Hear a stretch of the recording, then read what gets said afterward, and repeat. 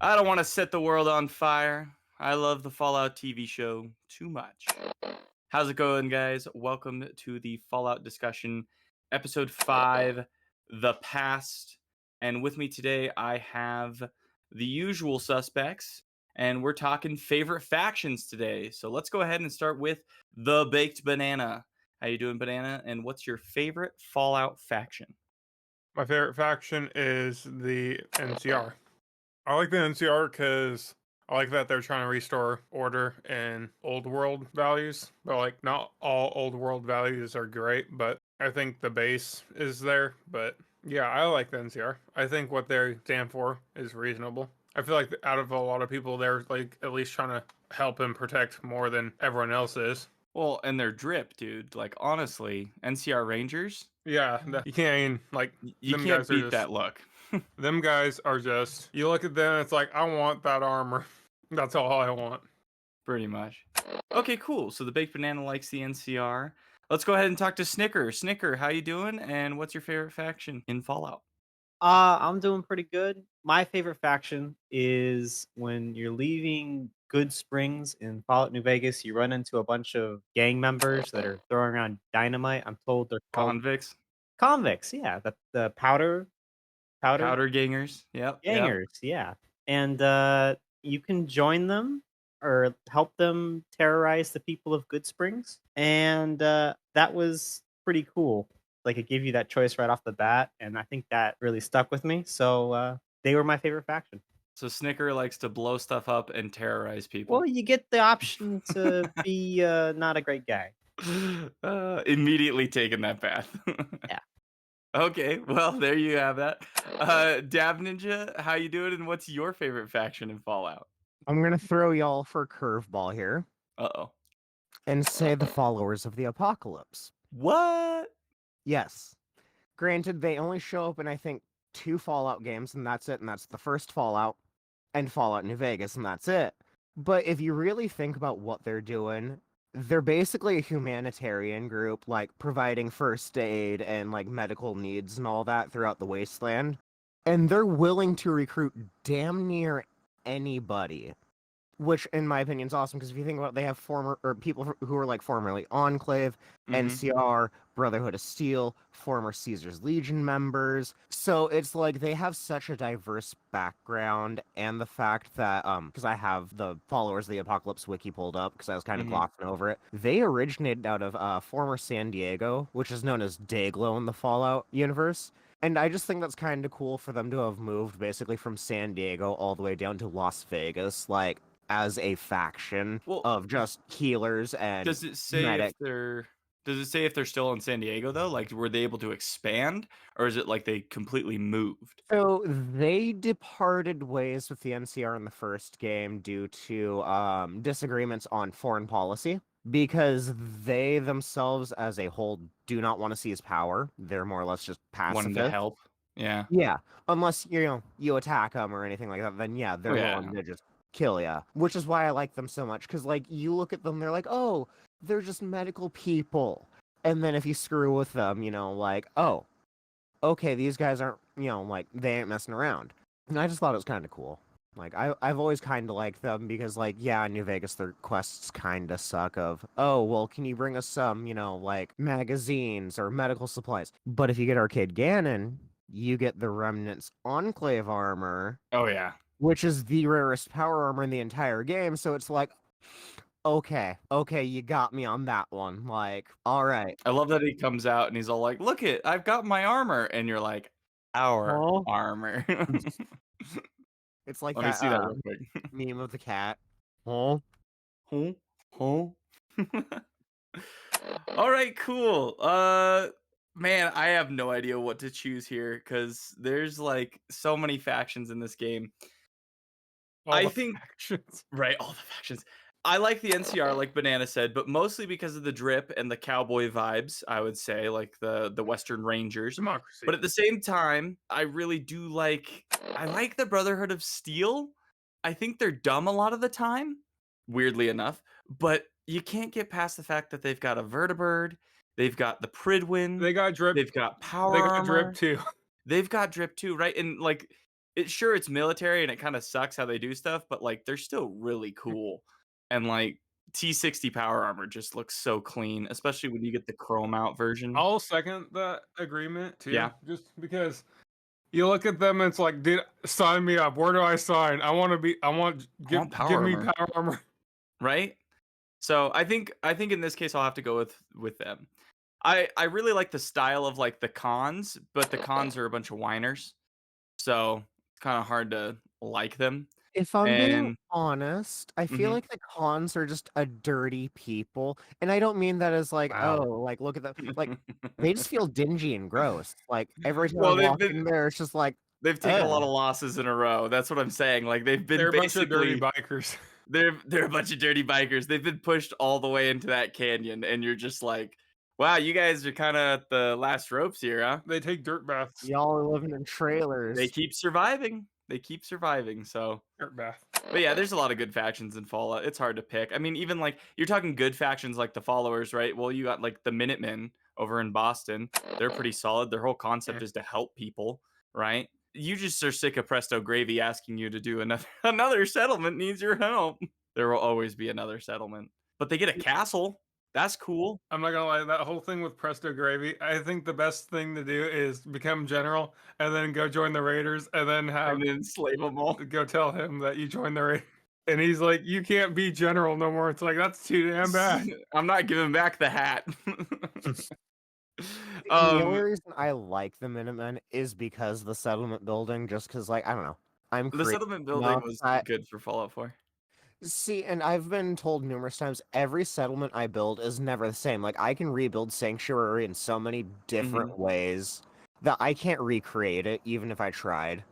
Speaking of Presto Gravy, though, and what you do with Presto Gravy, I logged into my save that was like level 90 something, and I get in there, and I'm walking around the castle, and I'm like, wow, I plugged up the hole with like a big like cement building with like all the beds in there, and I got the mortars on top, right? Like closed off the other side, made sure everything looked good, had a nice farm, and then in the middle of the castle is a stockade, and I have just Presto Gravy sitting in the stockade, just like stuck there, making the other people throw tomatoes at him and stuff. But I don't know, it's funny. I just put him right there, and he still tries to tell me to go do stuff too.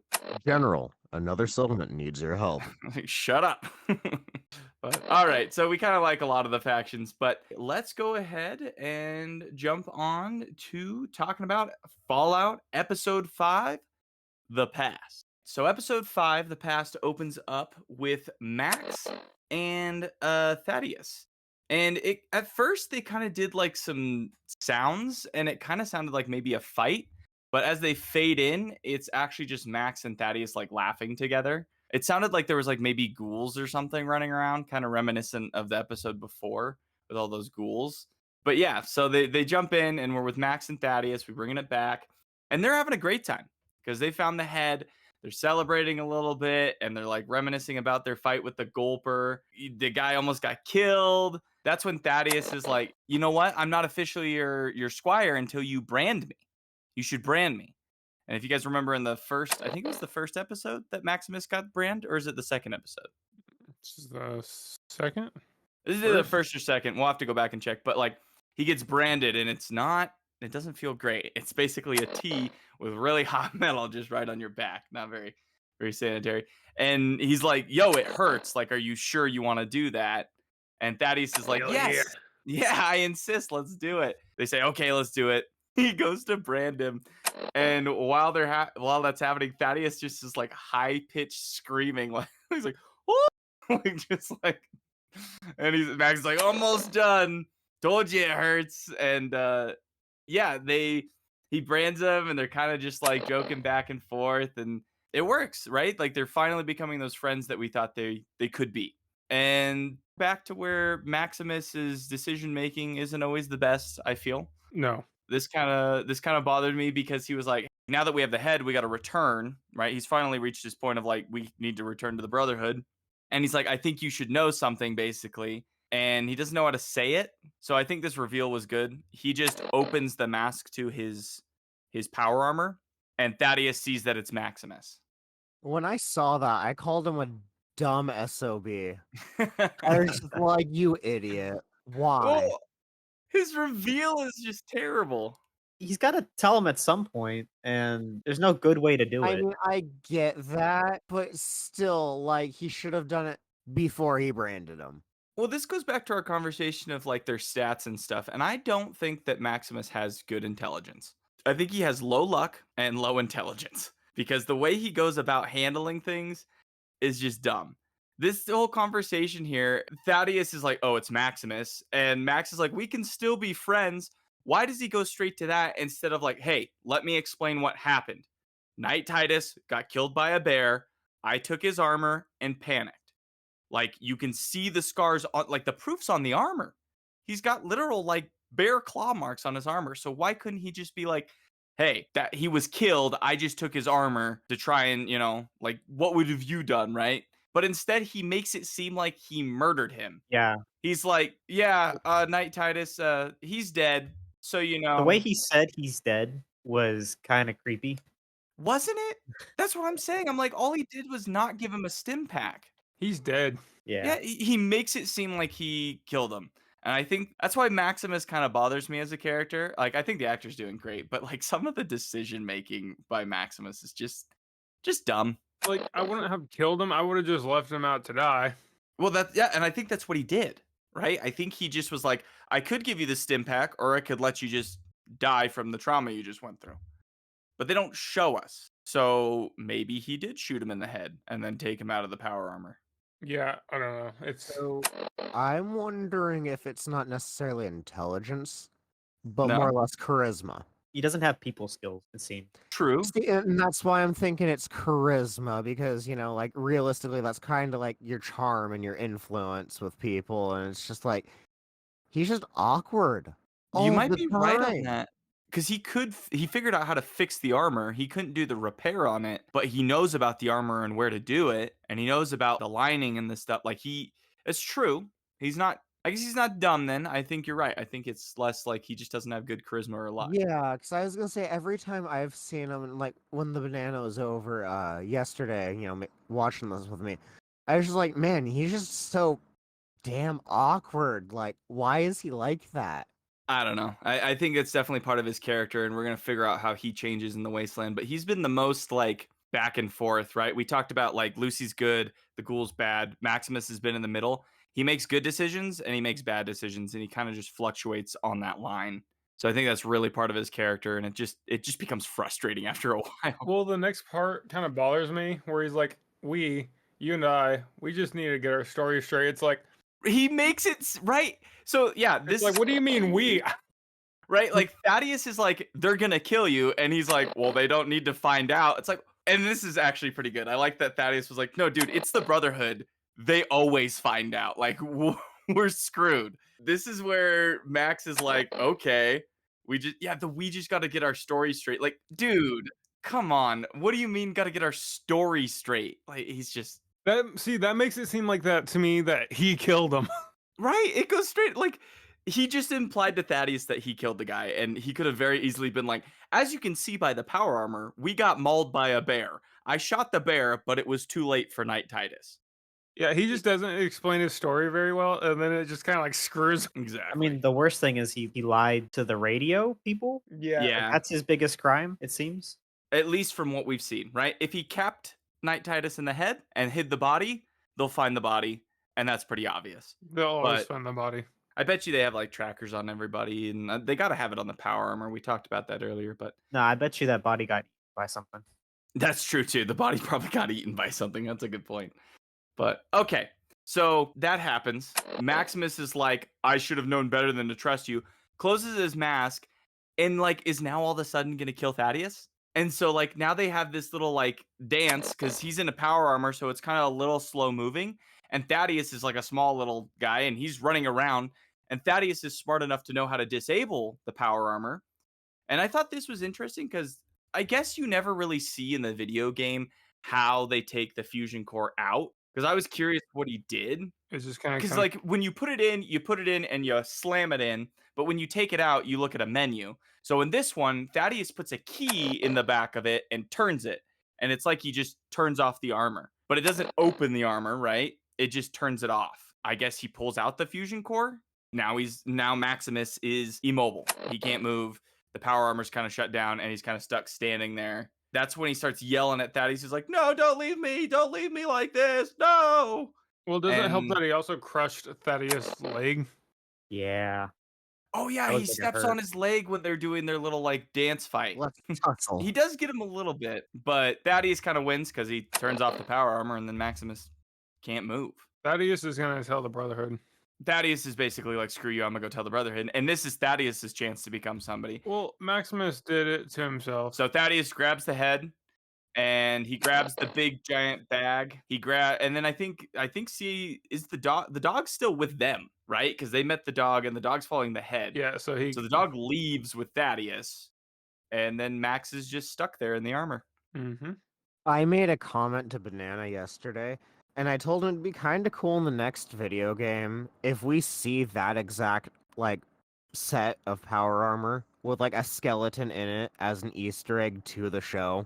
That would be kind of cool. Like somebody got trapped in that armor, and then they left them. Yeah, exactly. Like you go to put a fusion core in it, and the skeleton falls out, and it's like, oh, well.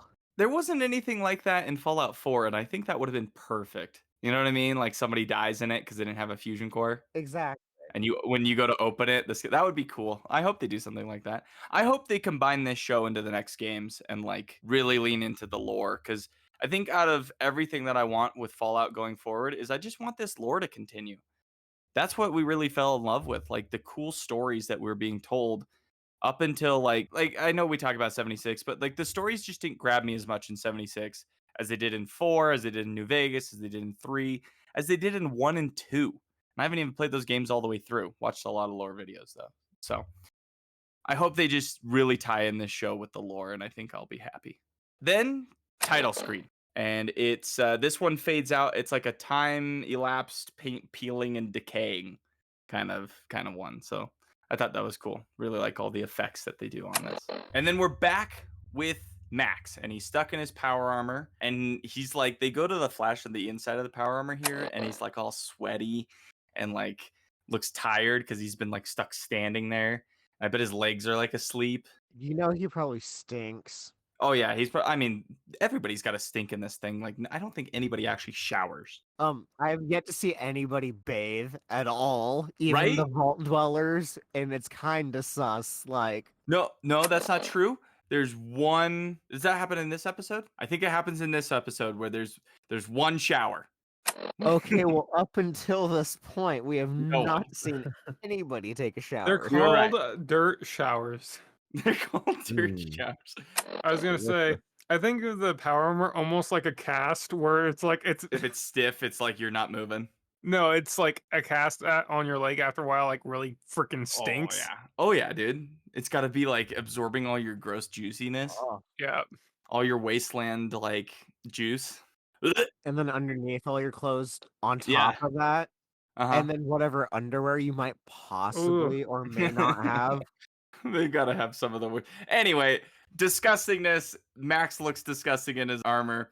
And this is when some rad roaches start coming at him. And he's stuck in his armor. He can't move. And these rad roaches are crawling all over him. And they start picking away at the parts of the armor that they know are the weakest. And he's like, Kudos to the prop department in this scene, because those rad roaches looked good. right? The rad roaches do. look really good. They've looked good the whole time. They remind me of, do you guys remember the movie The Mummy? And all the bugs and like beetles that they had, and like the little like noises they make, and Yeah. I just, oh my gosh, every time I see like bugs like that, it reminds me of The Mummy and them eating like people, or the one where he crunches it in his cheek. Anyway, sidebar. But yeah, the rad roaches are all over Max, and he's like, basically he's just like, I'm gonna die. They're gonna break into my armor and slowly eat me, and that sounds terrifying. So he's just screaming like, somebody help, anybody help me, get me out of here. And right when it seems like all hope is lost, you hear some gunshots, and then pop, pop, pop, and then you hear the squealing of the rad roaches. And then Lucy comes over, and she's the one that shot them all, and the last one falls off of him, and then she just violently stomps the crap out of that rad roach. and just crushes it into the ground. Lets you know how she truly feels about the wasteland right about now. Oh yeah, dude. She's looking a little bit haggard too. Like she looks a little wild. I mean, she's just been like almost sold into slavery, had to kill that Martha lady, got dunked in the radiation water a couple times, drank some radiation water. She's having a day. She's having a week, right?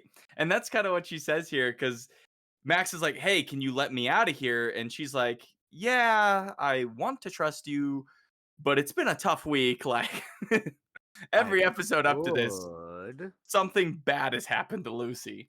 She's kind of struggling. Quick sidebar. Yeah. Does it say that she does weapons training in the vault? Because like she was a pretty good shot to hit those rad roaches, or I don't know. She We seemed to get talked them all about in one that. shot. We talked about that earlier in like the first few episodes that She she does had. when they're she doing had- the interview Yeah. Okay, it and does. they're like assessing all of her skills.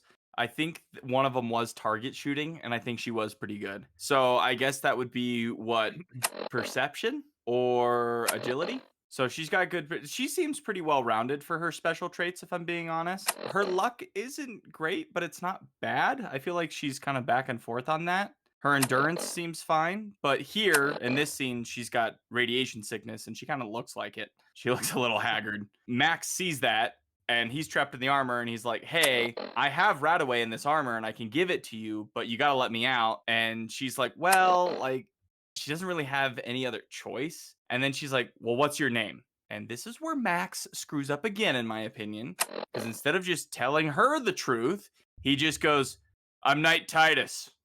Like immediately just lies to the next person. I think Max is just too used to the wasteland and having to lie to people. And it's second nature for him now. And then once you lie, you get stuck and you have to lie again to cover that lie and then lie again. You're just stuck in a rut of lying. Yeah, he's just digging his grave deeper and deeper and deeper. Yeah, and they talk about trust a lot in this episode, Mm-hmm. and it's hard to come by in the wasteland. Yes, that is definitely the theme of this episode. I think is trust, and we'll kind of see it through these next scenes. But Lucy says deal, basically goes around behind him. She opens the power armor. She seems obviously like she knows what she's doing, and she even says like, "Hey, this is the T-60." And she's like, the army started using these after the Battle of Anchorage, which cool nod to the Battle of Anchorage. And she says, like, I've seen like some manuals, but I never saw one in real life. And she's like, ooh, the tempered lining, which is interesting because that's exactly what Maximus said to Knight Titus when they were in the Vertibird in like episode 2 when they're going out. He's all like, ooh, I saw you went with the tempered lining on your power armor. So they're kind of geeking out on the power armor together, which was kind of cool. But then Lucy, while she's talking about the power armor, passes out and Max catches her. And that's how that scene ends. Then, bam, we're back in Vault 31. And we're with Norm and Chet. And they're kind of moving through Vault 32. Sorry, we're in Vault 32. And they're moving through Vault 32 after they went and saw the Overseer's computer. They saw the dead guys. They saw the violence of how people were killed and stuff. Norm's just like, how did somebody get my mom's Pip-Boy? Like, it doesn't make any sense. And Chet's like, well, maybe they falsified the records. And Norm's point is like, why? Why do it at all? Why have a record? Why show that if you're going to falsify them? Like, it just doesn't make any sense. So Norm's very curious as to what's going on. And he gets the idea like, hey, I got one more idea that we should check before we leave. And they go to Vault 31's door connected to Vault 32. And they see a bunch of dead people basically trying to open the door to Vault 31. And somebody wrote next to the vault door, we know what's in there in their own blood. That's when they kind of freak out because Norm's like, why? And Chet's like, I don't know, but we're leaving. We gotta go. So Norm and Chet, they're basically like, screw it, you're right. They run and they go all the way back to Vault 33. Norm's like, if anybody asks where we are, and Chet's like, I'm gonna have a heart attack. Like, they're just so dramatic and it's funny. And as they're coming out of their cornfield or whatever, Betty, of course, pops around the corner and she's all like, hey, what were you guys up to? Kind of like suspicious. I like that they've kind of changed everything around. Like everything has intrigue now in Vault 33. You're suspicious of everyone. You're suspicious of anything. And so Betty seems a little sus, but she's just asking him like where they've been. And they're like, planting potatoes. And Betty's like, okay, cool, run along. That's how that scene ends. It's just a real quick one to get them back in the vault. It seems like everybody in Vault 32 had a lot of time to write stuff in blood because it's just everywhere. They have stuff on the walls, stuff on the windows, leaving messages. They really went all out in their like going crazy phase. Yeah. Definitely some suspicious stuff going on. That's for sure. So what do we think is in Vault 31? Well, once we talk about more. It's hard because more stuff is revealed later in the episode that we know about. So Well, not enough to know what's in Vault 31 though. Like I'm guessing. So my theory, based off of everything we've seen so far up to this point, is that Vault 31 is the Vault Tech portion of this, where the scientists are, and they're doing some weird experiment on Vault 32 and 33. But it's kind of hard to tell what that experiment might be because Vault 33 is like a very optimistic, happy, and everything's good. So it begs the question, was Vault 32 very similar to that? It seems like it was. Or was it the exact opposite? Right? Or was it the opposite? Like what changed in Vault 32 to make them all realize that Vault 31 was doing something manipulative to them? Like what happened over there? And why was the solution to just have everybody kill each other? So I'm thinking just like, and we can talk more about this later, but I think the Vault 31 people that were moving back and forth between all the vaults through marriages and stuff, they were the ones that obviously know what's happening in 31. And I bet you all the 32ers turned against the 31ers. And so there was just like a battle because they needed to find something out. I think people from 31 definitely are like, Betty's not the only. There's like quite a few people from 31 who are in 32 or in 33. And it's like, we'll talk about it later more in the episode, but there's definitely something weird with 31 people. Them 31ers are weird. does it say if 33 and 31 are connected, or is 32 kind of the in between? They're all connected. They're all connected. It's like a triangle. Yeah, it shows them in a Triangle. triangle formation. Yeah, so that's the design. Because the design for everybody was to be like, hey, these three communities working together in harmony, working to make things better for the Commonwealth and to kind of have balance in between each other. I think the idea is like the three, sections of government, but like three vaults kind of deal. And they're thinking if they could all have democracies and like live a certain way, that they'll be able to come out of the vault and spread for their Reclamation Day is what they called it, right? Reclamation Day, or is that 76? No, Well, that's for all of Reclamation Day. that's for all vaults. It's Okay, so yeah, the celebration of leaving the vault. I think that's kind of the idea there is those three work together to then bring to pass that. I But think it's more of a fail-safe where if something goes wrong in one vault, they have the other two as backups. well, I think it can work that way too. But the picture they paint is that they're all working together for Reclamation Day. Yeah. I think you're more right. There's obviously like, there's something going on with whatever Vault 31's doing to the other two vaults is definitely suspicious.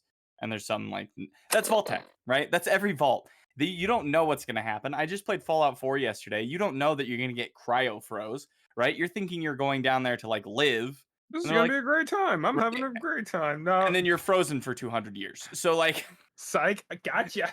right? So you don't know what's going to happen in your vault, and the technology and stuff is beyond, the normal everyday average citizen. Vault Tech's going to do some shady stuff. What's going on over there? We got him, boys. We got him. All right. And we are back with Lucy and Max.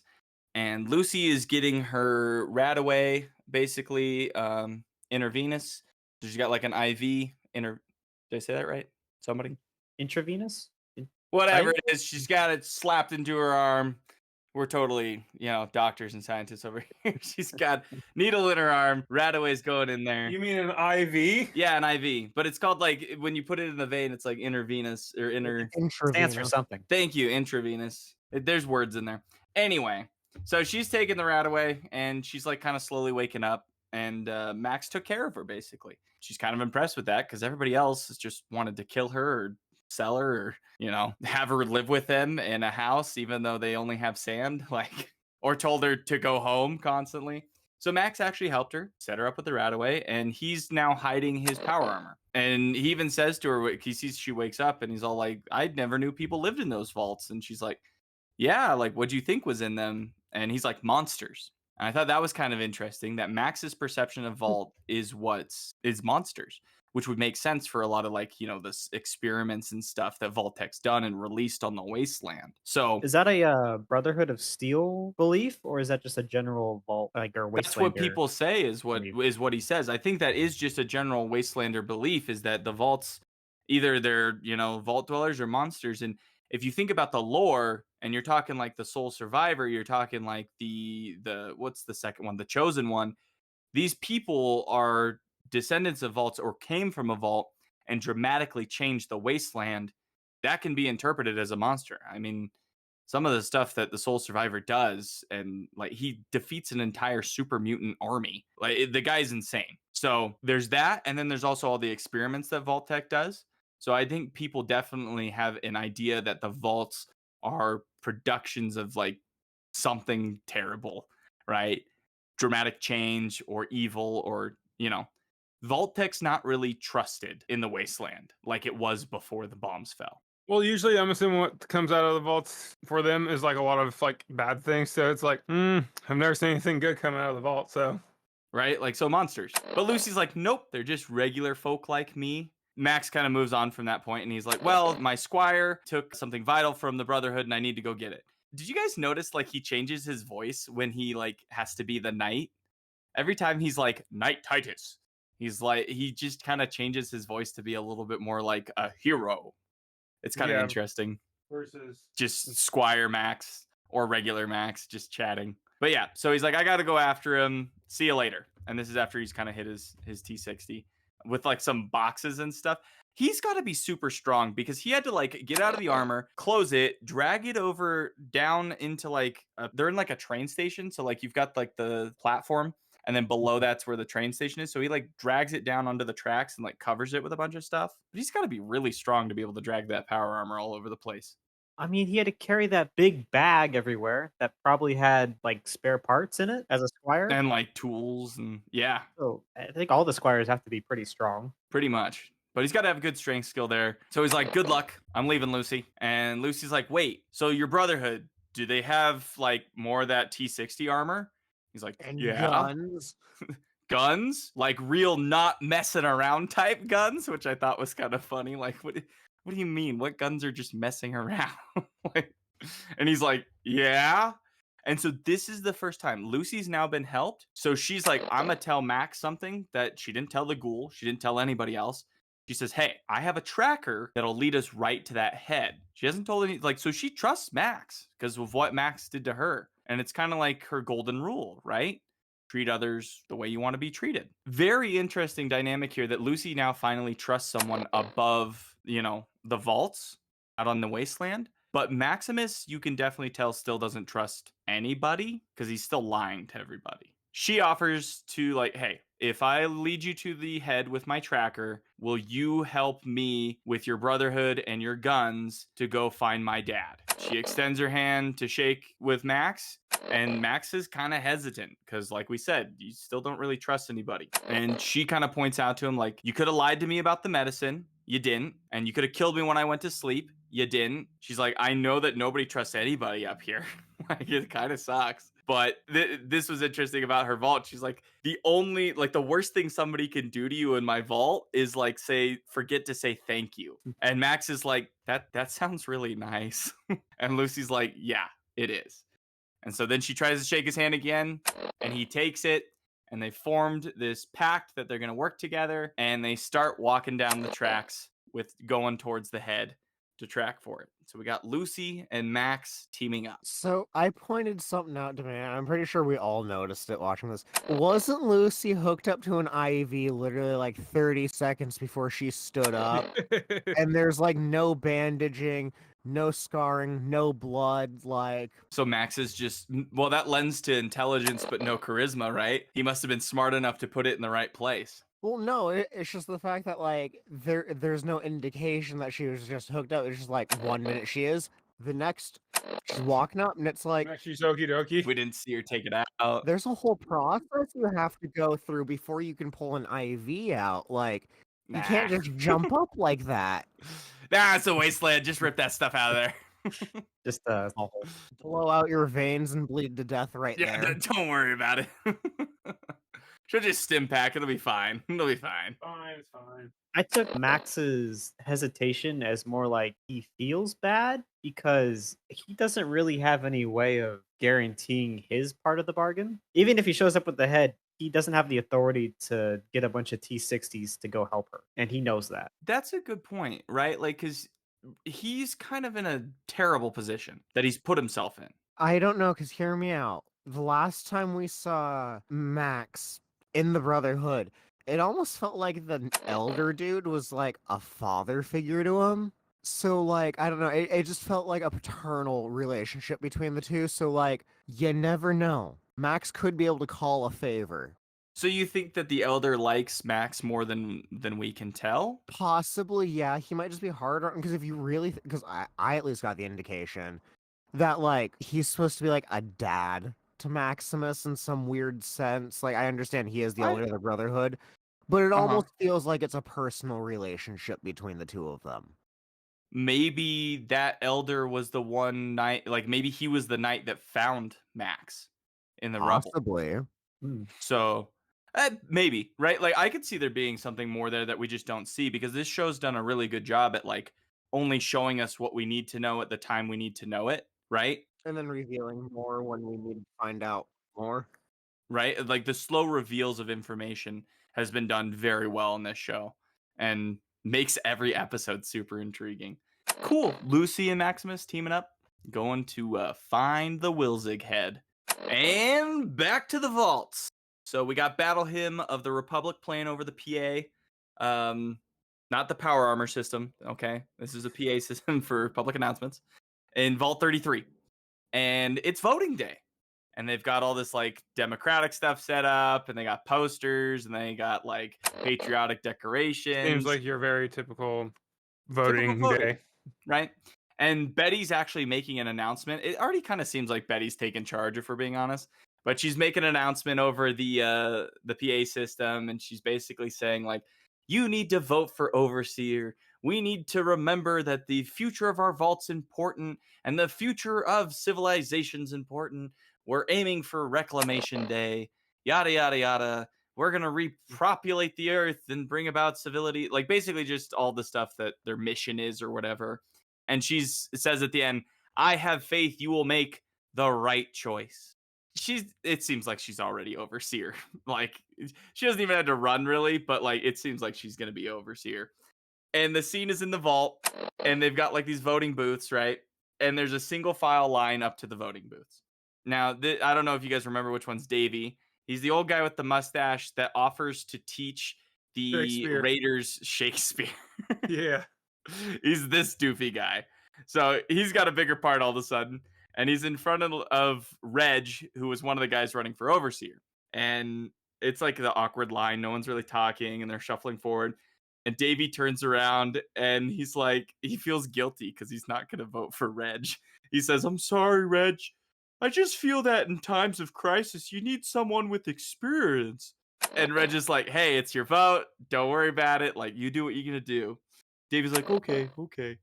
And he turns back again. He's like, with the water crisis and the prisoners and all, just all this uncertainty. Like, he's just like, and Reg is like, okay, like, don't worry about it. Like, you don't have to vote for me. Just, it's democracy. Place your vote. And Davey's like, okay, yeah.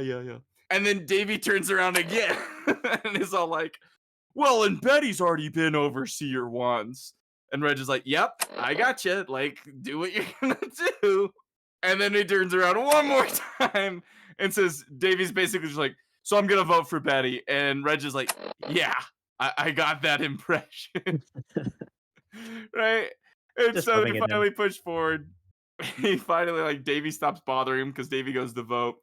And Reg goes in to vote on his. And Reg is like, oh, man, who am I kidding? And he checks off the box and votes for Betty himself. Kind of an interesting scene. A really quick scene to establish that Betty has a lot more clout and a lot more power than we realized. Because it definitely felt like Reg, and I think it's Woody or whatever his name is. Yeah. It felt like they were like in charge, but they really weren't in charge of anything. Betty didn't even have to put up posters. No, Betty didn't put up posters. She just literally made an announcement on the day and everybody voted for her. And that's the voting scene. And she was already overseer once. Yeah, so like that's the implication, which we find out here. Once again, good dissemination of information from the showrunners and the writers, where they're just like, hey, you don't need to know that she's been an overseer because it hasn't been pertinent. Like we're not going to just tell you information because you need to know it. We're going to tell you information in such a way that would make sense, She's right? not, Like, and they also say she's just not an overseer. She's from Vault 31 too. well, we haven't found that out yet, I think. No, No, I think we find it I out. swear they just said something about earlier. No, they just say that she's been overseer before, but that is a good point. She's from Vault 31, which we're already kind of suspicious about, and she seems to have her head on her shoulders, and she seems to know what's going on. Yeah. So, yeah, it's an interesting scene. I think it's done very well. There's been a lot of short scenes this episode, and I feel like they convey the information that we need to know, and there's no extra fluff. Like we talked about Lucy standing up immediately, not having the IV in her arm. And like, to be honest, like, yes, we should see like, hey, take it off, put a bandage on, right? But at the same time, for the show, it's not like it really matters if we see her stand up and correctly take the IV out. And I think that's what I like about this show is that they're not rushing, but they're not wasting any of the time that they are taking. It's done very well. All right, we're back with Lucy and Max, and they're traveling together like we just left them. They're following that tracker, and they seem to be kind of just like catching up and chatting and kind of becoming friends here. And Lucy's like, yo, so what happened for the last 200 years? And Max is like, what? Like, what? Why are you asking about the last 200 years? And she's like, like, give me a quick rundown. Like, the Great War, the bombs fell, and then 328 years of American history before that. She's like, I just need the last 200 after the bombs fell. And this is where Max says something that confused the crap out of me at the time, but like was like, wait a second. What? Because he says, the bombs fell when I was a kid. And Max is like, what, 20 something? Maybe? Right? With the Brotherhood? Somewhere around there. Yeah. Yeah, that sounds about right. The bombs fell when I was a kid. It's supposed to have been 200 years. He's implying that it's been in 1/10 the time. And that's when Lucy basically accuses the Brotherhood of teaching him lies, because she says, like, that's what the Brotherhood told you. And Max is like, well, hold on. You're the one that grew up underground in a box. Like, how do you know your information's correct? You thought you could just show up to some warlord with no armor, no help, and expect him to just turn your hostage over, like give your dad back, and that would work. And Lucy's like, well, I had the head. Like, I had the thing to trade. Max is like, but we don't even know what's in the head, right? And so he kind of just points out to her, like, hey, you may think the world's a certain way based off of what you've been told, but like, I've been living out here. Newsflash for you, lady. That's Right? not how this works. Right? Like, you were kind of naive. Like, you don't understand what's going on. And she knows it, though. She says, like, I know I'm naive, right? Like, she's like, until I was 6, I thought that big light on our farm, like the big projector they had, she's like, I thought that was the actual sun. The only reason I could feel warmth on it is because I thought there was the warmth there because my mom talked about it. So this scene kind of confirms that she didn't leave the vault, but I'm still skeptical. I wouldn't be surprised if she's mixing the two, because if you're a little kid, you could totally think like, no, but like, I was in the vault. yes, like you said, she can have, for all intents and purposes, still not grown up in the vault, for all we know. Up until like 6, right? Like, or even she could have grown up at 6 and they just like opened the door to go outside and see how it was. Like, maybe that was their plan. But then they were like, no, it didn't work out. We had the plague. A ton of people died, right? But if she's little, she may not remember like how that all went down. Wait, you know what? Because like I sat there and thought too, like the plague, everyone died. What's going on in Vault 32? There was a plague, everyone died. Who's Pip-Boy's missing? The moms. Her mom's. And it opened from the outside. So that's why I'm thinking, like, did her mom and maybe a group of people leave Vault 33, Or maybe they grew up in 32. meet with raiders 30, out in the yeah. wasteland, have some scraps, maybe lose their maybe her mom decided to turn against everybody. What if her mom's a Moldaver or What if that's No, because Moldaver says you look a lot like your mom. true? But like you could say that. You look a lot like me. You could say that though. Like I don't know. Something interesting, right? So like I'm still not convinced that that flashback that she's having is in the vault. I'm hoping that they're going to be like, no, it was outside the vault. But we'll see. I'm not sure how that one's going to go.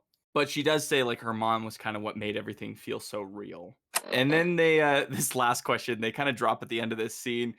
They're just walking in silence a little bit because they're kind of contemplating. And then she goes, so where are you guys on the Earth is round or Earth is flat kind of deal? Which they don't answer. I thought that was hilarious. Right, they don't answer, by the way, but like I really wanted to know what Max was gonna say. Y'all a bunch of flat earthers, or are we still going with the Earth is round? Right, like where are we at in like What a weird thing to ask in the apocalypse. But I love her curiosity and like I'm curious too. I'm like, what would they think? Because they don't really talk about that. I wonder what Max missed. He's like probably like, what is this lady talking about? What do you mean round Earth? Yeah, right. Like I think for the most part, they would think that the Earth is round. I think you'd have like I think you'd have both. Because they're still both. There's a lot of technology. They're still both now, right? There's a lot of technology out there and a lot of science that's happened before the bombs fell. And then even after the bombs fell, a lot of people still have that knowledge. So I think for the basic person, they might think that the Earth is round based off of books they found and stuff. But they could very easily think that the Earth is flat or just not even think about it. I think most people just don't think about it. Probably the average raider isn't thinking about the Earth. No, he's thinking about his next drug fix. They're not contemplating their place in the universe. Damn, gotta get low on cigarettes. That's a good point. But funny joke, funny good little like thing to slip in right at the end of that scene. All right, we're moving into scene 7. Norm's doing some recon on the computer. This is where we find out all about the Vault 31's things, Anna. So we can start theory. Pardon me. Dude, this episode is so good. Like I said, it's just so good.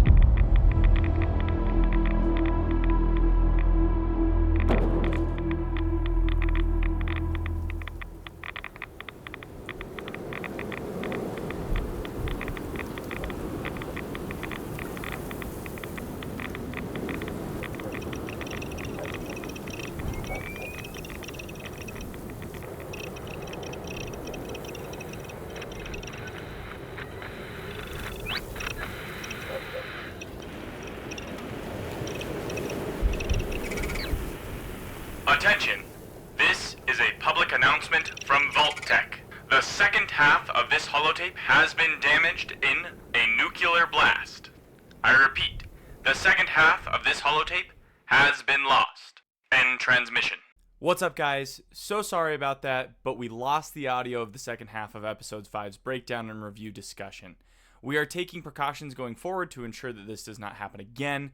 Once again, I do apologize for the lost audio, but here's a quick synopsis of the rest of the episode and some of our thoughts on it. Continuing where we left off, Norm discovers that all the past overseers from Vault 32 and 33 are from Vault 31.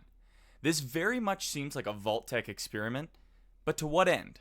Both 32 and 33 are modeled to be perfect Midwest societies that thrive on truth and doing the right thing. When 32 found out about 31 controlling things behind the scenes, their whole moral compass disintegrated. Will this happen to Vault 33 too? After that, we move back to Lucy and Max tracking the head of Wilzig. They come across 2 other Wastelanders. After some posturing and claiming that nobody has any weapons, Lucy and Max and the 2 Wastelanders move to slide past each other over a bridge. However, the Wastelanders turn out to be Fiends, which is a raider group from Fallout New Vegas, and they pull guns on Lucy and Max. Max kills both of them with Lucy's gun, but gets shot while doing so. This scene's important because Lucy is reminded that even though Max is being nice, and that she trusts him, the rest of the Wasteland is still not great, and is out to kill her. Returning to Vault 33, we see the aftermath of the vote for Overseer. The slogan brought up is, "When things look glum, vote for somebody from Vault 31." It is ingrained into the Vault Dwellers to think of Vault 31 as the solution to all of their problems.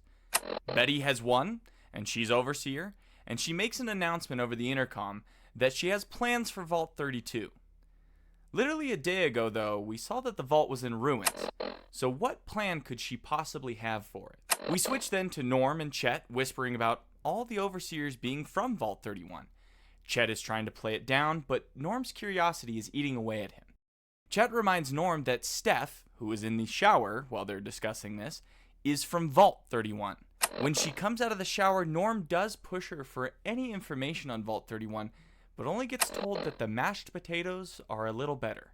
Steph now seems just as suspicious as Betty. This next scene, I would say, is the biggest bomb of the entire episode. Max shows Lucy Shady Sands. Shady Sands was the first town from the very first Fallout game. Shady Sands grows and then becomes the NCR, and they expand their control until they reach all the way to Hoover Dam in the east. The population does rise to 34,000 people for Shady Sands. Lucy is amazed and confused that despite the world ending in fire and chaos, civilization continued to thrive and grow without the help of Vault-Tec. Her perception of Vault-Tec and their mission is thrown into question. However, this is when Max tells her it did not work out, and then they go find the massive crater where Shady Sands used to be. The NCR was destroyed, but by whom? Did Vault-Tec plan this? Was the Brotherhood upset about their loss of Helios 1 in the Mojave? Or did a courier choose to eliminate the bear while trekking through the divide? The lore implications of Shady Sands being erased is huge, and the NCR seems to be no more of an influence over the wasteland. Did anybody survive from the NCR? Do they still have remnants? We'll have to find out. During that revelation, Lucy sees that Max's bullet wound is actually worse than they thought. They go find a hospital, but we do see that it's a Vault-Tec hospital. Max is wary, but Lucy runs on ahead. Max follows Lucy, and she seems to have disappeared inside the hospital. He moves forward until he finds a door that says medical supply. He goes in the door, and all the doors around him lock. The ground then falls out beneath him, and he disappears. Max was definitely right to be suspicious of that Vault-Tec's facility. We then return again to Vault 33, where Betty is leading 33ers into Vault 32.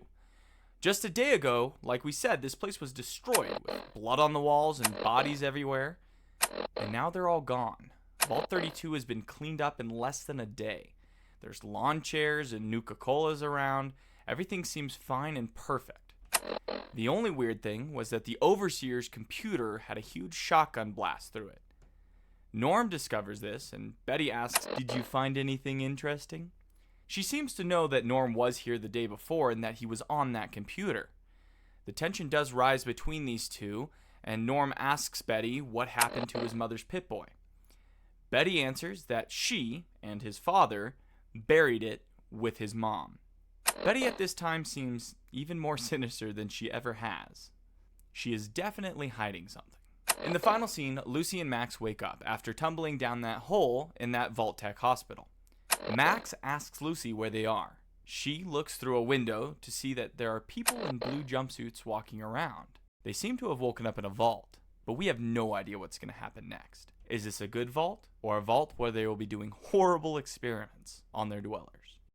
Once again, thank you guys so much for watching, and sorry for the loss of audio. We do love this show, though. We have 3 more episodes to go, and for sure we will be reviewing Season 2, so stay tuned. The ratings for this episode, Thebakedbanana gave this episode a 9 out of 10. Snickerer gave this episode an 8 out of 10. The Dab Ninja gave this episode also an 8 out of 10. And BMR gave this episode a 9 out of 10. So we averaged about an 8.5 out of 10 for this episode overall. Remember, you're nobody unless somebody loves you. And that somebody is me. Signing off, Mr. BMR. Believe it.